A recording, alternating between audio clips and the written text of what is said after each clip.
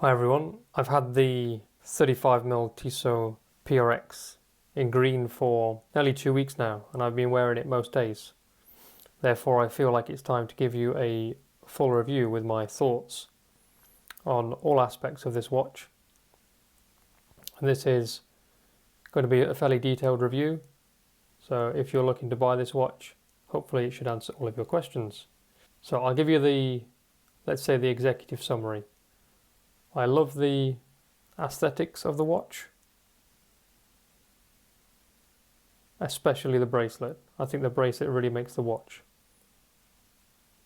However, there are some technical flaws which leave me a little bit disappointed, and I'll come on to those. This is a fully Swiss-made watch in solid stainless steel. The Tissot PRX brand has already made a splash in the industry with their 40mm releases in the quartz versions and the automatic versions last year and the year before. This here is a 2022 release of the 35mm version, which I personally have been looking forward to because I really enjoyed this style of watch. But for my size wrist, my 16cm wrist, the 40mm version was too big, and I personally prefer smaller watches anyway, so as you can see on my wrist, this size is almost perfect. In fact, I don't own a watch bigger than 38mm, apart from things like Casio G-Shocks. This was released in the UK to buyers a couple of weeks ago, and it's one of the first markets in the world to get this watch. And this green colour is also new for 2022, so it's a new colourway, a new size. This is also available in a light blue colour and an all gold model as well. I think the green colour will be fairly popular because of a couple of reasons. Well, green watches are kind of in at the moment, and that's partly due to the success of watches like the Rolex Submariner Hulk, but also watches such as the Rolex Oyster Perpetual with green face, and the Rolex Datejust has recently come out with a plain green face, and some watches such as the Omega Aquaterra have also come out in green faces, so it's very much on trend. And I have to agree, the green colour against the stainless steel case and bracelet does work really well. I'm not 100% sold on the particular version of green that's being used here. So you can see it's a very metallic green, and most of the time it looks okay with that slight sunburst effect. I personally think it can look a bit cheap, a bit tacky in the wrong light. However, that would also be a nod to the era in which it's meant to imitate. The 70s, metallics were very much in. This is not a deal breaker for me. Next obvious point within basics would be, well, it's a quartz watch. It's not an automatic watch. And for me, that's got positives and negatives. The first negative for me is, well, you can see the ticking of the second hand. Most people, including myself, like the more smooth sweep of an automatic second hand, but that's kind of par for the course with a quartz watch. I really like the fact, as with all quartz watches, you can put this on the shelf and come back to it, and if you want to wear it as a second watch, you know the time's going to be right. The levels of accuracy that you get with this watch also are very high in my experience. I also think you can make a strong case for the fact that the quartz nature of this watch is a great throwback to the era of the 70s when quartz was coming into dominance and even making people question the entire idea of an automatic watch. With the quartz version of the PRX, you get a solid case back. On the 40mm automatic derivatives, you get a transparent case back. It's also worth pointing out that if you are in the market for the smaller 35mm version such as this, quartz is the only option today. I think the Powermatic 80 movement found in the 40mm version probably wouldn't fit in a case of this size. In terms of measurements, well, you know the case, you know the dial size, that's 35mm. The width of the bracelet here, with it being an integrated bracelet, the width here, where it joins the case, is 23.5mm.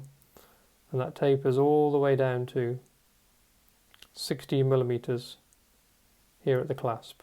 And that taper really is one of the standout features of this watch. That integrated bracelet, the taper, very 70s. They've pulled it off perfectly. Other measurements, well, let's think about the lug to lug. Always an important measurement. If we just take the extremities of the case, from this side of the case to this side of the case, it's a very sort of petite 39mm, but if you include the end links here, which were effectively fixed because of the integrated bracelet, this measurement here, the complete lug to lug, including those end fixed links, is 44mm. So that's more in line with something like a 36mm Datejust, but perfectly wearable on wrists, I would say, as small as 14 or 15 centimeters. Let's come on to the look and feel of the watch, and if you've watched any of my other videos, this is the area I'm most interested in with watches. I mean, more so than the technical details and horology, I just like the aesthetics of a watch and how it feels to wear it. So, well, I really enjoy the 70s vibe. This is very much in the same camp, and let's say it's a descendant of the Genta school of horology. It's got a very similar bracelet to a Royal Oak. That's indeed one of the reasons that's making this PRX so popular. It's with a casual glance, it does appear like a Royal Oak due to the bracelet. It's got the same sort of style clasp as a Royal Oak. You know, this butterfly clasp, you'll find that on the Royal Oaks.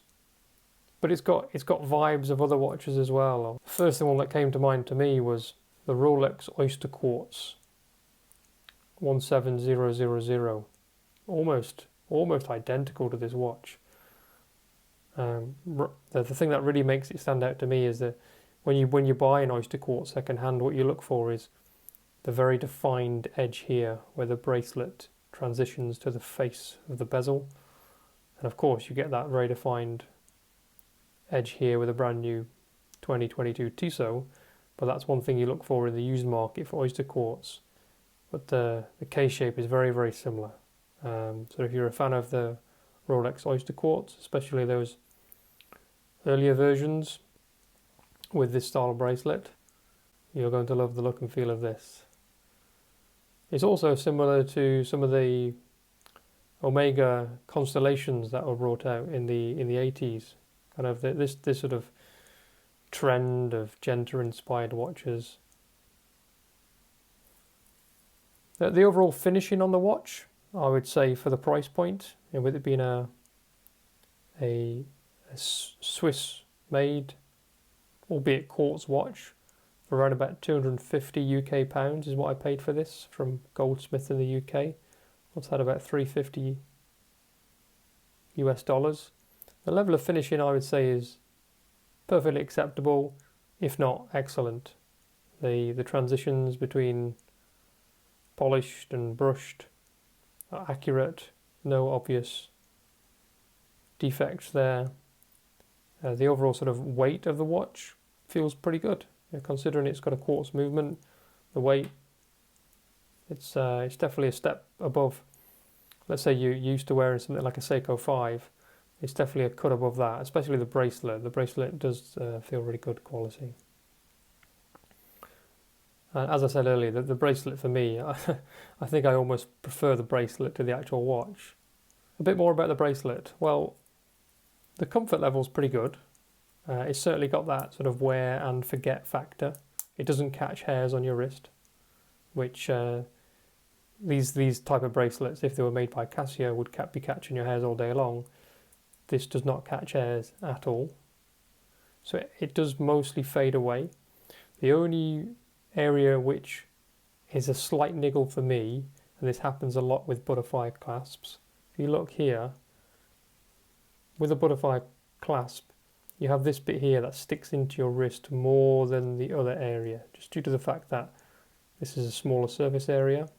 So this part here digs into your wrist a little bit more, especially if you get warm and your wrist expands a little bit. You notice that a little bit more. Not a deal breaker, but it's something that happens. And if you're not used to butterfly clasps, it might surprise you a little bit.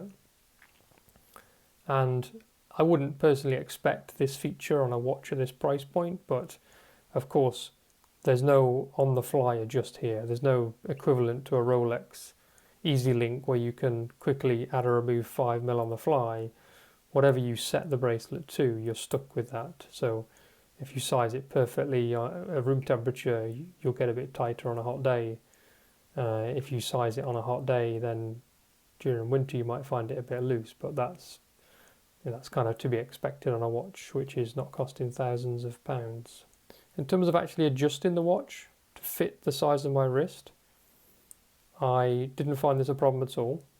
Despite the bracelet, there's no concept of a micro adjust with pins anywhere on the bracelet due to the clasp being butterfly, but I didn't find it a problem at all to size. So that's how much bracelet you have if you've got a wrist the same size as me, which is 16.5 centimeters. You can see there's still quite a few links that could be taken out of there. This is the number of links that I took out from the standard bracelet. So you can see I took out 1, 2, 3, 4, 5 plus a half. I took out 5.5. So 2.5 from one side, 3 from the other side. And what you can see here is that you get a half link here, and if we look carefully, you see there's a half link just there as well. So you get a half link either side, which means that you can be pretty accurate in terms of the size in here. I'd be surprised if anyone struggles to size it, unless you have a absolutely gigantic, bordering on 9-inch wrist. Let's cover some of the things that I don't like. First one, the crown. It's not a screw down crown. So you see this just spins, right? There's no way of screwing that into the case. And I don't know, I just don't like that. It feels sort of a little bit haphazard. Despite this watch having a good level of water resistance, it always feels a little bit disconcerting to me having a lack of screw down crown on a watch like this. I think the hour and minute hands, they're not super elegant. They're a little bit, I don't know, a little bit clunky. To me it looks like a pair of French fries. I found that when they get in or near to the date, so when it's sort of 3 o'clock or quarter past the hour, there's a little few minute window there where you can't see the date at all. And I mean, you have to deal with that on any watch with a date window, but because the date window is small and these hands are pretty sort of thick and not very elegant, I've noticed a few times you sort of get that overlap. That's not something I like a lot. I do wear a Rolex Datejust a lot of the other time, and I do miss the magnifying Cyclops, but that's kind of a Rolex thing, so I can't hold that against Tissot. Sticking with the hands are the only parts of this watch that have a lume. So in the dark, you will only be able to see the hands. And to be fair, the lume, because the hands are quite thick, the lume's very legible. But it would have been nice if they applied some sort of lume to the batten markers here. Okay, now on to a couple of the things which are kind of quite disappointing to me. So one thing, it's really hard to show this, but the side of the case is not perfectly round. At 3 o'clock and 9 o'clock, there's a very slight sort of egg-shaped bump on. So if I run my finger across that, you can tell it's not perfectly circular. Again, I'm really nitpicking here, but when you sort of spend some time with a watch, you kind of get a look and feel for these things. So compared to some other watches, well, compared to pretty much any watch, which is normally circular, I notice this slight protrusion on the body. But the main thing which is disappointing for me is, as you can see here, look at the second hand. It doesn't align with the second markers all the time. So depending on where the second hand is across the watch face, it either lines up or it doesn't line up. And on my particular watch, you'll see as it gets more towards 12 o'clock, it starts to line up. As it gets more towards 6 o'clock, it stops lining up. And this is just a quality thing which shouldn't be happening. Yes, it's not a watch that costs £1,000, but it's a Swiss-made watch from a well-known manufacturer, and there's no real excuses for this manufacturing defect. So that's and as soon as you notice it every time you look at the watch. I mean, yes, it doesn't stop you telling the time, it's just rather annoying. And after having owned hundreds of watches, this is something which a manufacturer can do right. I mean, if everyone can do it, Tissot can do it, especially considering their heritage. So in summary, I love the look of the watch. I mostly love the feel of the watch. I love what Tissot are doing with this. I love the size. 35mm works great for me, and I think works great for the majority of people. I'm not a super huge fan of the sort of increasing trend of big watches. That alignment with the second hand is the biggest letdown for me. In fact, I will be returning this watch to goldsmiths to see if I have better luck next time. And hey, maybe next time when I return it, I'll try a different colorway, like the light blue color, or perhaps if I'm feeling adventurous, I might go for the full gold 35mm version. So look out for that in future videos. Hope you found that useful, and if you do buy this watch, I hope you enjoy the aesthetics as much as I do. Thank you. Speak to you soon. Okay, because the popularity of these videos at the moment is primarily related to this being a 35mm version, I think it would be good to give you a size comparison to some other popular watches in the same size ballpark. So let's go ahead. First watch. This is the Apple Watch 40mm variant. You see how that sits again. I've got a 6 1/3 inch wrist, 16.5 centimeters. Next watch, the classic Casio F-91. So you're not a million miles away. It's worth pointing out that, as I said in previous videos, I do wear my watches quite high up the wrist. This is my wrist bone. I wear it above the wrist bone, and I do like to wear my watches tight. And then here is the watch that I wear